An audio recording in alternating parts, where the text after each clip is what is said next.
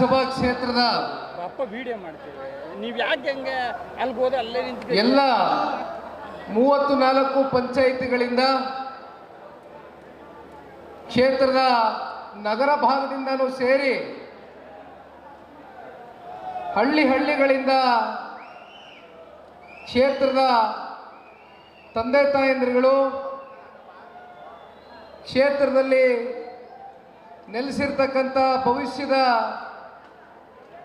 ನನ್ನ ಪ್ರೀತಿಯ ಯುವ ಸಮೂಹ, ನನ್ನ ಅಣ್ಣ ತಮ್ಮಂದರು, ಅಕ್ಕ ತಂಗಿಯರು ಸೇರಿದಂತೆ ವಿಶೇಷವಾಗಿ ರೈತಾಪಿ ವರ್ಗನೂ ಕೂಡ ಇವತ್ತಿನ ಈ ಒಂದು ಕಾರ್ಯಕ್ರಮದಲ್ಲಿ ಆಗಮಿಸಿ ಇವತ್ತು ಈ ಕಾರ್ಯಕ್ರಮದ ಯಶಸ್ಸಿಗೆ ಪಾತ್ರರಾಗಿರ್ತಕ್ಕಂಥ ನಿಮ್ಮೆಲ್ಲರಿಗೂ ಕೂಡ ಅನಂತ ಧನ್ಯವಾದಗಳನ್ನ ಈ ಸಂದರ್ಭದಲ್ಲಿ ಪಕ್ಷದ ಒಬ್ಬ ನಿಷ್ಠಾವಂತ ಕಾರ್ಯಕರ್ತನಾಗಿ ಮೊದಲನೇದಾಗಿ ಅರ್ಪಿಸಲಿಕ್ಕೆ ಬಯಸ್ತೇನೆ. ಕ್ಷೇತ್ರದ ನಿಕಟಪೂರ್ವ ಶಾಸಕರು ಕ್ಷೇತ್ರದಲ್ಲಿ ಅಭಿವೃದ್ಧಿಗೆ ಒಂದು ಹೊಸ ಮೈಲಿಗಲ್ಲನ್ನು ಸ್ಥಾಪನೆ ಮಾಡುವ ಮೂಲಕ ಕ್ಷೇತ್ರದ ಸರ್ವಾಂಗೀಣ ಅಭಿವೃದ್ಧಿಗೆ ಕಳೆದ 43 ವರ್ಷ ಅಂದರೆ ಸತತವಾಗಿ 4 ದಶಕಗಳಿಂದ ಕೂಡ ಅವರ ಬಾಲ್ಯದ ವಯಸ್ಸಿನಿಂದನೂ ಕೂಡ ಜನಸೇವೆ ಮಾಡಬೇಕು ಅಂತಕ್ಕಂಥ ಇಚ್ಛಾಶಕ್ತಿಯನ್ನು ಇಟ್ಕೊಂಡು ಇಚ್ಛಾಶಕ್ತಿಯ ಜೊತೆಯಲ್ಲಿ ಅವರು ಕೊಟ್ಟಂತ ಕ್ಷೇತ್ರದ ಜನತೆಯ ಪರವಾಗಿ ಮಾತನ್ನ ಚುನಾವಣೆಗಳೆಲ್ಲ ಎದುರಿಸುವ ಮೂಲಕ ಅನೇಕ ಏಳು ಬೀಳುಗಳಲ್ಲೂ ಕೂಡ ನಿಮ್ಮ ಜೊತೆಯಲ್ಲಿ ನಿರಂತರವಾಗಿ ನಿಮ್ಮ ಕಷ್ಟ ಸುಖದಲ್ಲಿ ನಿಮ್ಮ ಒಬ್ಬ ಕುಟುಂಬದ ಸದಸ್ಯನಾಗಿ ನಿರಂತರವಾಗಿ ಕ್ಷೇತ್ರದ ಹಾಗೂ ಜಿಲ್ಲೆಯ ಮಗನಾಗಿ ಶ್ರಮಿಸ್ತಾ ಇರತಕ್ಕಂಥ ಉಸ್ತುವಾರಿ ಮಂತ್ರಿಗಳಾಗಿ ಸಣ್ಣ ನೀರಾವರಿ ಇಲಾಖೆಯ ಮಂತ್ರಿಗಳಾಗಿಯೂ ಕೂಡ ಜೊತೆಯಲ್ಲಿ ನಿಮ್ಮೆಲ್ಲರ ಜಿಲ್ಲೆಯ ಜನತೆಯ ಒಂದು ಆಶೀರ್ವಾದದಿಂದ ಲೋಕಸಭಾ ಚುನಾವಣೆಯಲ್ಲಿ ಸ್ಪರ್ಧೆ ಮಾಡಿ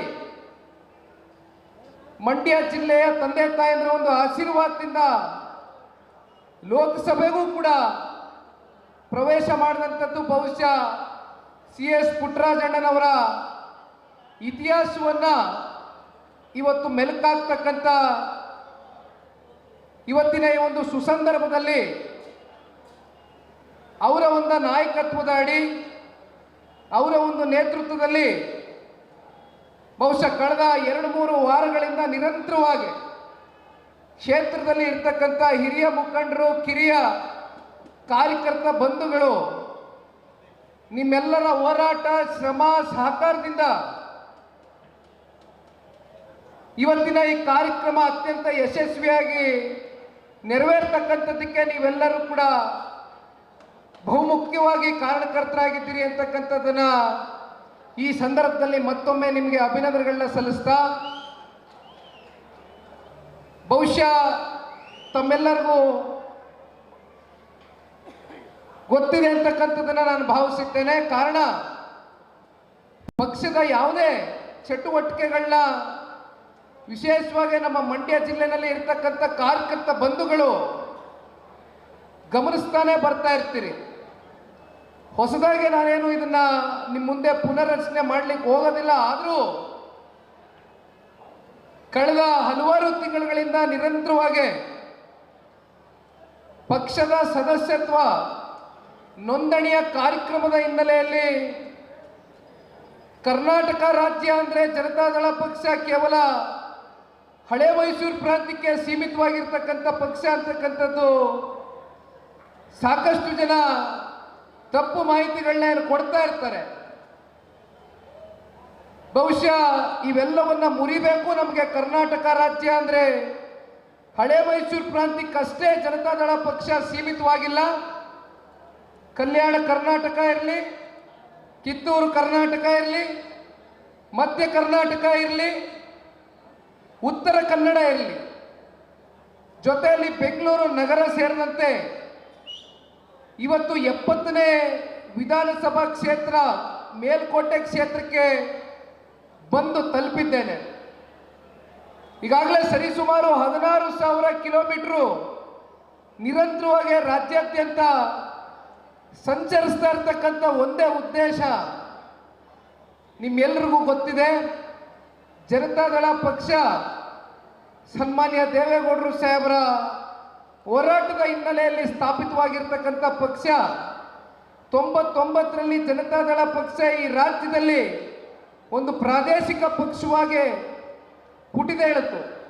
ಅಲ್ಲಿಂದ ಇಲ್ಲಿಯವರೆಗೂ ನಿರಂತರವಾಗಿ ಇತ್ತೀಚಿನ ದಿನಗಳಲ್ಲಿ 25 ವರ್ಷ ಅಂದರೆ ನಾವೆಲ್ಲರೂ ಕೂಡ ಇದನ್ನ ಬೆಳ್ಳಿ ಮಹೋತ್ಸವ ಅಂತಕ್ಕಂಥದನ್ನ ಆಚರಣೆ ಮಾಡ್ತಕ್ಕಂಥ ಈ ಸುಸಂದರ್ಭ ಇವತ್ತು ಕಾಣ್ತಾ ಇದ್ದೇವೆ ಅಂತಕ್ಕಂಥದ್ದಾದ್ರೆ ಅದಕ್ಕೆ ಪಕ್ಷದಲ್ಲಿ ಯಾವುದೇ ಒಂದು ಸ್ವಾರ್ಥಗಳಿಲ್ಲದರ ನಿಸ್ವಾರ್ಥ ಸೇವೆಯ ಮೂಲಕ ಲಕ್ಷಾಂತರ ಜನ ಇವತ್ತು ಜನತಾದಳ ಪಕ್ಷದಲ್ಲಿ ಗುರುತಿಸಿಕೊಂಡು ಕಾರ್ಯಕರ್ತ ಬಂಧುಗಳು ಪಕ್ಷವನ್ನು ಕಟ್ಟತಕ್ಕಂಥದ್ದಕ್ಕೆ ಸನ್ಮಾನ್ಯ ದೇವೇಗೌಡರು ಸಾಹೇಬರ ಹೋರಾಟಕ್ಕೆ ಹೆಗಲಿಗೆ ಹೆಗಲು ಕೊಟ್ಕೊಂಡು ನಮಗೆ ವೈಯಕ್ತಿಕವಾಗಿ ಯಾವುದೇ ಆಸೆ ಆಕಾಂಕ್ಷೆಗಳಿಲ್ಲ. ಒಂದು ಪ್ರಾದೇಶಿಕ ಪಕ್ಷ, ಕನ್ನಡ ನಾಡಿನ ಅಸ್ಮಿಯತೆಗೋಸ್ಕರ ಹುಟ್ಟಿರ್ತಕ್ಕಂಥ ಈ ಪಕ್ಷ ಕನ್ನಡದ ನೆಲ ಜಲ ಭಾಷೆಗೆ ನಿರಂತರವಾಗಿ ಗುರುತಿಸ್ಕೊಂಡು ಹೋರಾಟ ಅಂತಕ್ಕಂಥದ್ದನ್ನ ನಾವಿವತ್ತು ಈ ಒಂದು ಮಂಡ್ಯ ಜಿಲ್ಲೆ ಅಂತಕ್ಕಂಥ ಪುಣ್ಯ ನಾಡಿನಲ್ಲಿ ಪುಣ್ಯ ಭೂಮಿಯಲ್ಲಿ ನಿಂತು ಮಾತನಾಡಬೇಕಾದ್ರೆ ಜನತಾದಳ ಪಕ್ಷಕ್ಕೂ ಮಂಡ್ಯ ಜಿಲ್ಲೆಗೂ ಇರ್ತಕ್ಕಂಥ ಒಂದು ಸಂಬಂಧ ಏನಪ್ಪ ಅಂದರೆ ಮಂಡ್ಯ ಜಿಲ್ಲೆ ಅಂತ ಇದ್ದಂಗೆ ನಮ್ಗೆಲ್ಲರ ತಲೆಗೆ ಮೊದಲು ಬರ್ತಕ್ಕಂಥದ್ದು ಹೋರಾಟ ಅಂತ. ಅಂದರೆ ಚಳುವಳಿಗಳು ಅಂತಕ್ಕಂಥದ್ದು ಮಂಡ್ಯ ಜಿಲ್ಲೆಯಲ್ಲಿ ನಿರಂತರವಾಗಿ ನಮ್ಮ ಕಾವೇರಿಯ ಮಾತೆಯನ್ನು ಉಳಿಸಿಕೊಳ್ಳುವ ನಿಟ್ಟಿನಲ್ಲಿ ಅನೇಕ ಹೋರಾಟಗಳು ನಡ್ಕೊಂಬಂದಿರತಕ್ಕಂಥದ್ದು ಬಹುಶಃ ಈ ಪುಣ್ಯ ಜಿಲ್ಲೆಯ ಒಂದು ಅಸ್ಮರಣೀಯ ಇತಿಹಾಸ ಅಂತಕ್ಕಂಥದ್ದನ್ನ ಈ ಸಂದರ್ಭದಲ್ಲಿ ನಾನಾದರೂ ಕೂಡ ನೆನೆಸ್ಕೊಳ್ಳಿಕ್ಕೆ ಬಯಸ್ತೇನೆ.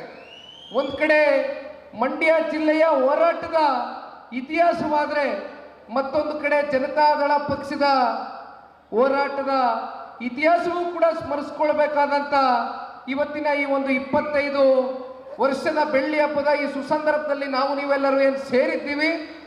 ಬಹುಶಃ ತಾವೆಲ್ಲರೂ ನೋಡ್ತಾ ಇರ್ತೀರಿ ಮಾಧ್ಯಮಗಳಲ್ಲಿ ಬಹಳಷ್ಟು ಜನ ನಾಯಕರುಗಳು ಮಾತನಾಡಬೇಕಾದ್ರೆ ವೇದಿಕೆಗಳಲ್ಲಿ ಈ ವಿಚಾರವನ್ನು ಪದೇ ಪದೇ ಮಾತನಾಡ್ತಾ ಇರ್ತಾರೆ.